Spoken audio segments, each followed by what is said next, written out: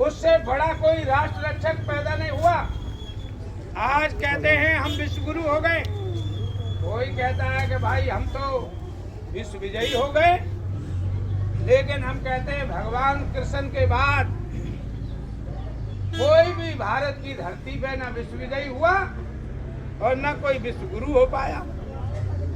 क्योंकि भगवान श्री कृष्ण ने जब राष्ट्र यज्ञ किया, धर्मराज युधिष्ठिर ने राष्ट्र यज्ञ कराया भगवान श्री कृष्ण की अध्यक्षता में, तब पूरी दुनिया के देश के राजा हाथ जोड़ करके यहाँ भारत की धरती पर आए थे और कृष्ण के सामने हाथ जोड़ करके बोला था कि महाराज मैं आपकी शरण में हूँ।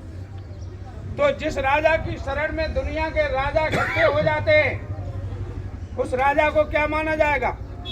विश्व विजयी। विश्व विजयी। आज कोई शरण में आता है क्या? ना। लेकिन उस समय सब शरण में आए। इसके बाद में कहते हैं विश्व गुरु कौन? विश्व गुरु वो देश होता है जहाँ सभी प्रकार की विद्याएं दूसरे देश के पढ़ने आ जाएं, तो वो देश क्या बनेगा? विश्व गुरु। विश्व गुरु बनेगा। जहाँ की शिक्षा हो समान, अर्थात भगवान श्री कृष्ण जिस गुरुकुल में पढ़ते थे, उस समय का गरीब ब्राह्मण सुदामा उनके साथ में पढ़ता था कि नहीं गुरुकुल में? हाँ। आज कोई एमपी एमएलए छाती पे हाथ रख करके कह सकता है कि मेरा बच्चा किसी गरीब बच्चे के साथ पढ़ता है? नहीं, इसका नहीं। मतलब है समान शिक्षा नहीं है, तो विश्व गुरु कैसे? आज हमारे देश का नौजवान अमेरिका पढ़ने जा रहा है, जापान में पढ़ने जा रहा है, प्रतिभा का यहाँ से पलायन हो रहा है।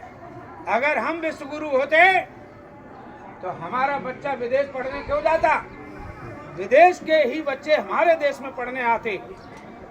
हाँ, उस समय हमारा विश्व गुरु था जब यहाँ उज्जैन में गुरुकुल चलता था, दुनिया के राजाओं के बेटे यहाँ आते थे। जब तक्षशिला नालंदा जैसी यूनिवर्सिटी भारत में थी, विश्व के बच्चे यहाँ पर विद्या लेने आते थे। आज तो भाग रहे इधर से उधर। तो जब तक पाठ्यक्रम को ठीक नहीं किया जाएगा, जब तक समान शिक्षा नहीं होगी, जब तक सभी विद्याएं यहाँ पर नहीं होंगी, उनके योग पढ़ाने वाले लोग यहाँ नहीं होंगे, तब तक तो ये झूठी बात है कि मेरा देश विश्व गुरु है। विश्व गुरु बनाने के लिए ये पढ़ाई लिखाई का सिस्टम ठीक से करना पड़ेगा। तो ये सिस्टम भगवान श्री कृष्ण ने किया था। जब ठीक कर दिया था तब देश विश्व गुरु भी बना था, विश्व विजयी भी हुआ था। तो वो किसके द्वारा हुआ था? आपके पूर्वज के द्वारा। तो विचार करो, आपसे ज्यादा अगड़ा कोई नहीं है, लेकिन फिर भी आप अपने आप को पिछड़ा मान रहे हैं और पिछड़ रहे हैं। क्यों? क्योंकि आज उनको अपने जीवन का आदर्श नहीं मान रहे हैं। भगवान श्री कृष्ण में बचपन में क्या काम किया था?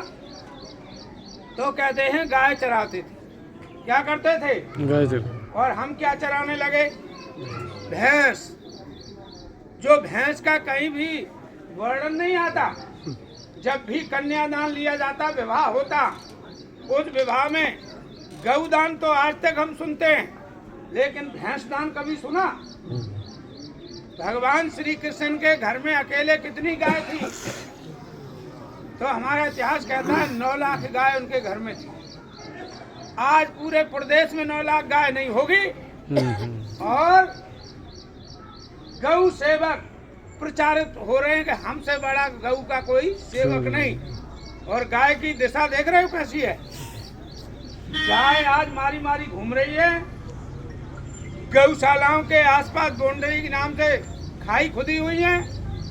अगर उनके आसपास खुदाई की जाए तो प्रत्येक गौशाला के अंदर गाय माता के शव मिल जाएंगे गड़े हुए जमीन में।